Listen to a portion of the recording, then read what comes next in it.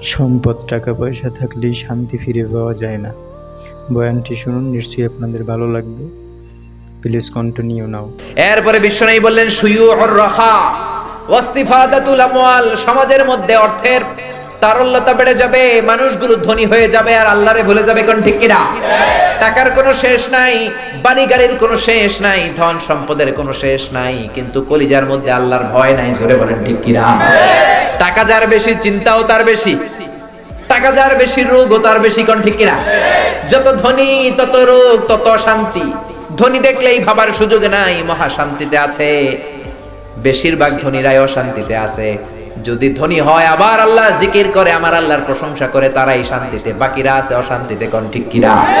এজন্য দামি গাড়ি দেখলেই ভাইবেন না মহা সুখের সাগরে ভাসছে, এমনটা নাও হতে পারে। মার্সিডিজ বেঞ্জে চড়ে, আল্লাহ আমার যদি এরকম হইতো, না হয়তো সুখ নাই।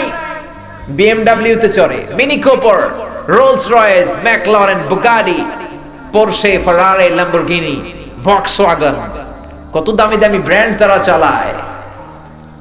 দামি গাড়ি থাকলেই যে শান্তি থাকবে এটা নাও হতে পারে। কারণ খেয়াল রাখবেন, টাকা দিয়ে ফ্ল্যাট কিনা যায়, গাড়ি কিনা যায়, শান্তি কিনা যায় না।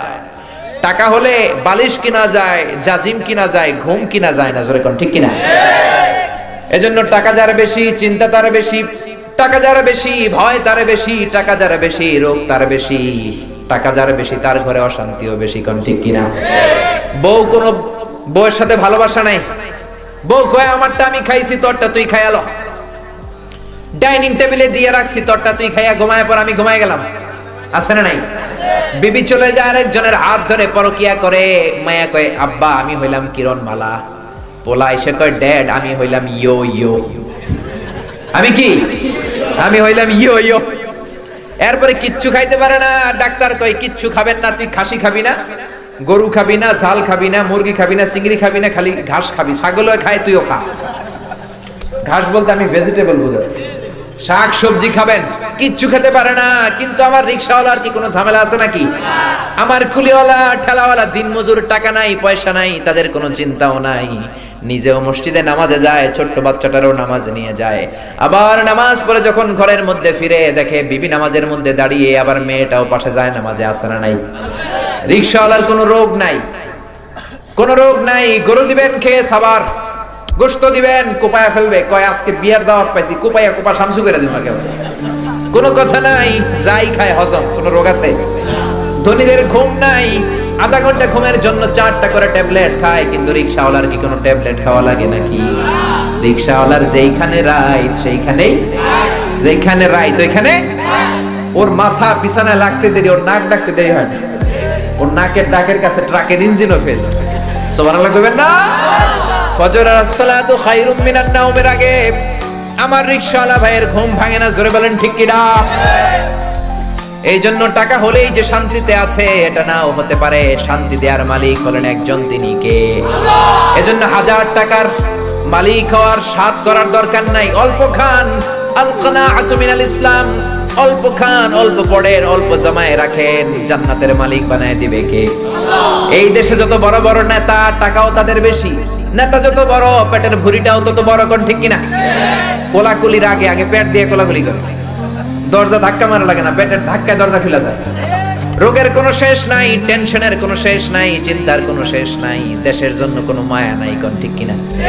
সব খায় এরা, ঘুষ খায়, চাঁদা খায়, টেন্ডার খায়, টাকা খায়, আবার রডও খায়। রড খায় না? আমি মালয়েশিয়াতে পত্রিকায় পড়লাম বাংলাদেশের কোন ব্রিজ ভেঙে গেছে, তো সরেজমিনে পর্যবেক্ষণ করতে যে দেখা গেল ব্রিজের ভেতরে যে ঢালাই দিছে, রড দেয় নাই, বাঁশ দিয়া ঢালাই দিছে। কি দিয়া?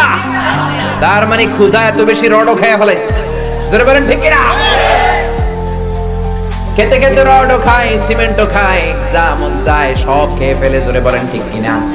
এজন্য রোগও তাদের বেশি, চিন্তাও বেশি। জোরে বলেন ঠিক কিনা? কিছু হইলেই বিদেশে দৌড়, পাত দিলেও সিঙ্গাপুরে যায় পাত দেয়। মাথা ব্যথা চলে যায় চেন্নাই, মুম্বাই, থাইল্যান্ডে, সিঙ্গাপুরের মাউন্ট এলিজাবেথে। এই দেশের যত প্রেসিডেন্ট মরছে সব মাউন্ট এলিজাবেথে মরছে। দেশে মরতেও মন চায় না। জোরে বলেন ঠিক কিনা?